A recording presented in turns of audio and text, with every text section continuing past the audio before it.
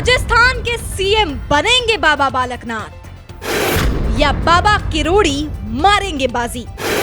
विधानसभा चुनाव में बाबा बालकनाथ और बाबा किरोड़ी को मैदान में उतार बीजेपी ने दिया संकेत।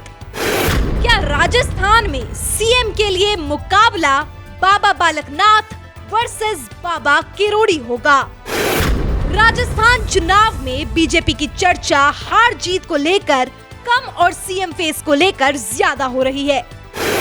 राजस्थान में पिछला चुनाव हारने के बाद 2 बार मुख्यमंत्री बनने वाली वसुंधरा राजे को बीजेपी साइड में करने लगी है।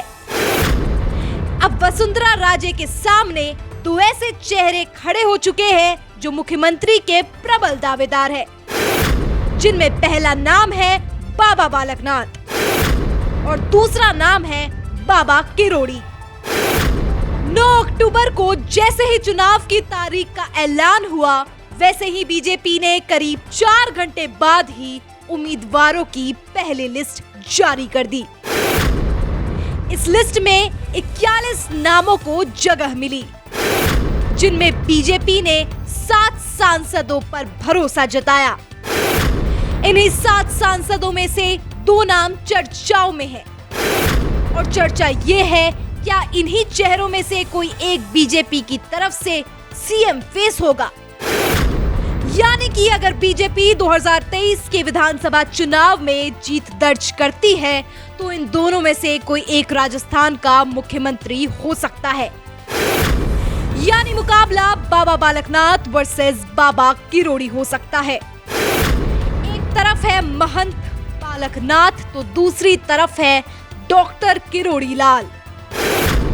एक भक्ति के पद से राजनीति में आए तो दूसरा अपने संघर्ष के दम पर राजनीति में आए। एक का रौब और रुतबा देखकर राजस्थान के डीएसपी भी बैकफुट पर आ गए थे, तो दूसरा अपने आंदोलन और धरनों से विपक्षियों के छक्के छुड़ा देता है। दोनों की राजस्थान में अच्छी पकड़ है और अपना अपना जन समर्थन भी है। ऐसे में सबसे बड़ा सवाल यही है कि अगर मुकाबला सीएम फेस के लिए हो तो दोनों में से कौन बेहतर है? एक तरफ है भगवाधारी तो दूसरे तरफ है विपक्षियों पर भारी। अब की बार किसे मिल सकती है मुख्यमंत्री की जिम्मेदारी? राजस्थान में कौन लिखेगा एक नई कहानी? एक तरफ है सन्यासी बाबा तो दूसरी तरफ है गरीबों के लिए सड़कों पर आंदोलन करने वाले किरोड़ी बाबा। एक का रौब और रुतबा देखकर विपक्षियों के छक्के छूट जाते हैं, तो दूसरे अपने जन समर्थन के दम पर सीएम हाउस में भी हड़कंप मचा देते हैं। एक तरफ है कट्टर हिंदुत्व की सोच रखने वाले बाबा बालकनाथ तो दूसरी तरफ है 600 से भी ज्यादा आंदोलन करने वाले बाबा किरोड़ी। इस बात में कोई शक नहीं कि बाबा किरोड़ी और बाबा बालकनाथ अपने अपने क्षेत्र में अच्छी पकड़ रखते हैं। सबसे पहले आपको बाबा बालकनाथ के बारे में बताते हैं कि आखिर बाबा बालकनाथ कौन है, कहां के सांसद है और बाबा बालकनाथ का राजस्थान के चुनाव में क्या फर्क पड़ने वाला है। बाबा बालकनाथ अलवर से सांसद है और बीजेपी ने उन्हें तिजारा की सीट से चुनावी मैदान में उतारा है। अलवर जिले की सीट पर बाबा बालकनाथ काफी वर्चस्व रखते हैं।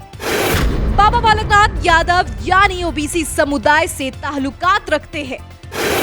दक्षिणी हरियाणा से यादव समुदाय की काफी ज्यादा आबादी है, इसीलिए बीजेपी को राजस्थान के साथ साथ 2024 में होने वाले हरियाणा के विधानसभा चुनाव में भी इसका फायदा मिल सकता है। बाबा बालकनाथ की तुलना यूपी के मुखिया योगी आदित्यनाथ से की जाती है।